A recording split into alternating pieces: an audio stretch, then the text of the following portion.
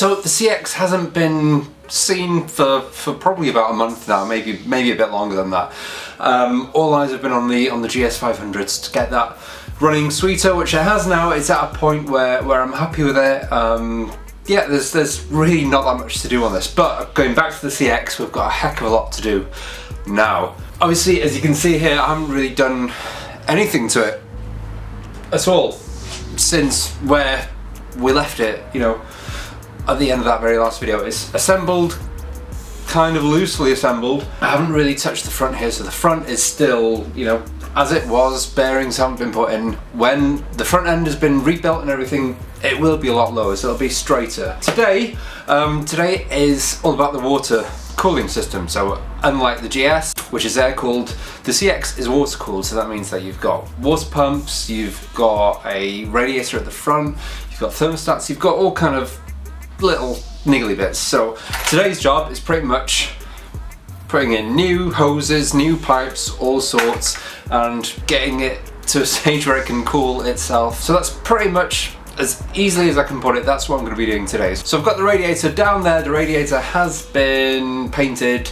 satin black, the same as the rest of the bike as well.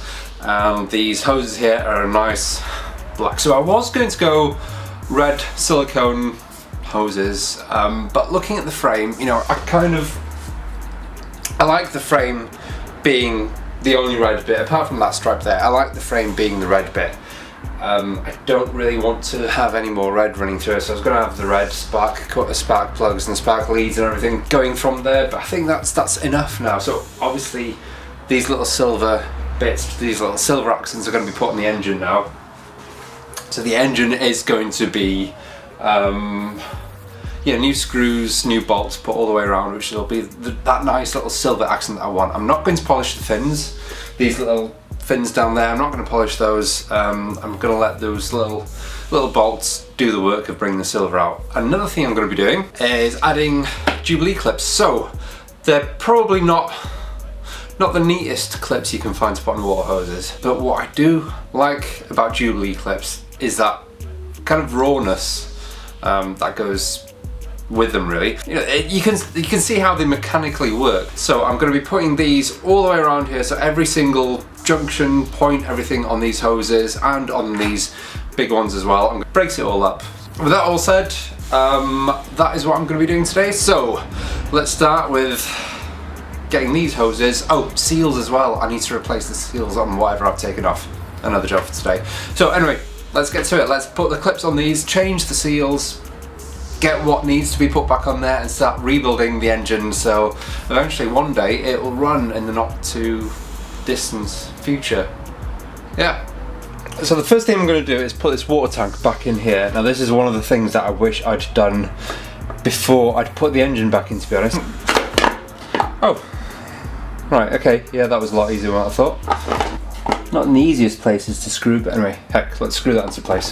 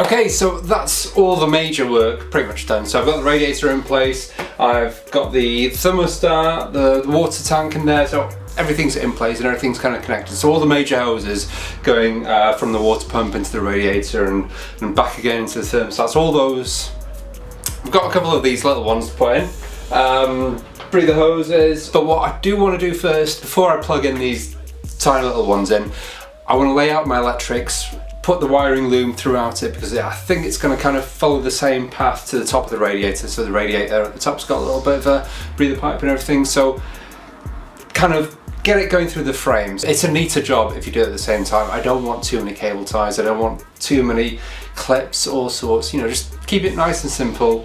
If the job's simple to do, then it's simple to maintain. So I've got it at this stage now.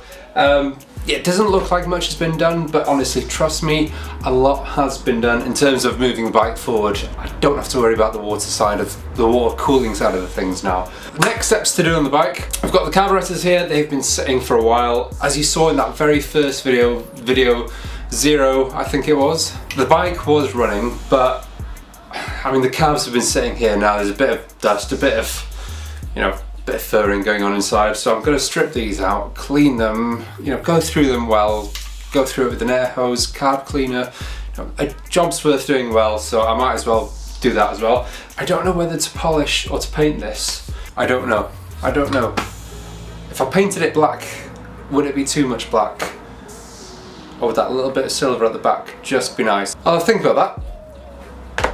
And obviously the other thing that I need to sort out, which is in dire need of sorting out, is this front end here. Clip-on bars, headlight, front fender, mudguard, and a headlight as well. I've got all those ordered now, so the clip-ons, the headlight, and the bracket for the headlights, they're all coming as well, so hopefully they'll be in the next week or 2 weeks, and I can set out the front and get it off this wooden stand as well then, so you can start seeing how it looks. Another video, another GS video, another CX video, you know, it's all coming along now, so subscribe. If you haven't already, then if you like what you see, subscribe, follow me on Instagram. Thank you all who follow me already, and yeah, I'll see you next week.